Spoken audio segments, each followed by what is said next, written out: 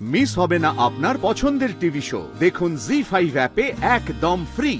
কৌশিকি ফোনটা ধরো। কৌশিকি ফোন ধরছে না। কৌশিকি ফোন ধরছে না। কি করি বলতো?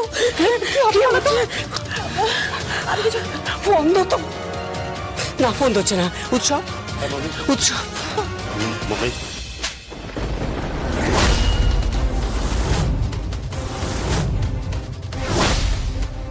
তামাশা দেখছো?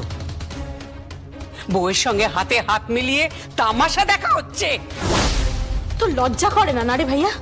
হ্যাঁ, পরিবারের সকলের মান সম্মান চলে যাচ্ছে। দেখছিস তো ওরা কিরকম বেডরুমে ঢুকে গেছে। কি বলছিস কি তুই?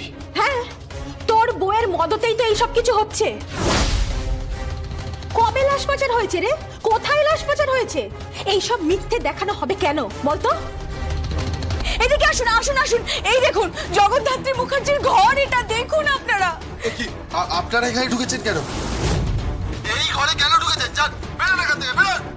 জগদ্ধাত্রী মুখার্জির বেডরুমে পৌঁছে গেছি। এখানেই হয়েছিল সেই নৃশংস হত্যা। খুন করা হয়েছিল বিষাক্ত ওষুধ ইনজেক্ট করে। একটি মেয়ের স্বপ্নকে মুছে দেওয়া হয়েছিল। আসুন আসুন এখানে। এই যে এখানে তিনি চিরনিদ্রামগ্ন হয়েছিলেন এবং এখান থেকে এই লাশকে পাচার করা হয়েছিল এবং এর সঙ্গে জড়িত ছিলেন স্বয়ম্ভু মুখার্জি। কি হচ্ছে কি প্লিজ এখান থেকে বেরোন আপনারা। আমরা আপনাদের প্রতিটা ঘন্টায় দেখাবো কিভাবে খুন হয়েছিল, কোন ঘর থেকে লাশ নিয়ে যাওয়া হয়েছিল, সবকিছু দেখাবো। জগদ্ধাত্রী মুখার্জির হত্যা মামলায় নিরাপত্তার প্রশ্ন উঠছে মেহেন্দি মুখার্জিরও। নিজের বাড়িতে তিনি নিজেই নিরাপত্তাহীনতায় ভুগছেন। মেহেন্দি মুখার্জি, আপনি প্লিজ কিছু বলুন। আমি ভীষণ ভয় পেয়ে গেছি। আমি ভীষণ ভীত।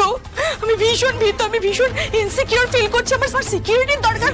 আমি চাই এই বাড়ির প্রত্যেকের যেন সাজা হয়, প্রত্যেকের যেন জেল হয়। আমি আদালতে আপিল করব সবকিছুর ব্যাপারে। আমি আপিল। প্লিজ আপনারা যান তো, বেরোন এখান থেকে, যান এখান থেকে। দেখেছেন কিভাবে তেড়ে আসছে? কেন তেড়ে আসবে না? বলুন কেন তেড়ে আসবে না? ও হচ্ছে ওদের সাথে হাত মিলিয়েছে। সমস্ত সম্পত্তির মালিকানা চায় সে। ও সম্পত্তির মালিক হতে চায়। আমাকে বাঁচান আপনারা, আমাকে বাঁচান। আমি ভীষণ ভয় পাচ্ছি, ভীষণ।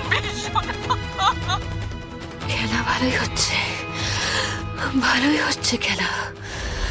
এই ফুটেজ যদি বাইরে যায় তাহলে মুখার্জি পরিবারের সম্মান শেষ।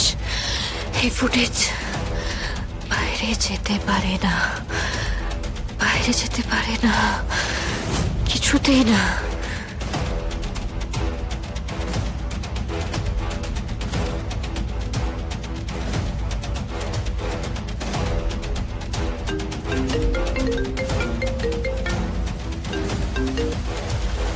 হ্যালো, বটে জগদ্ধাত্রী বলছে। হ্যাঁ বলো।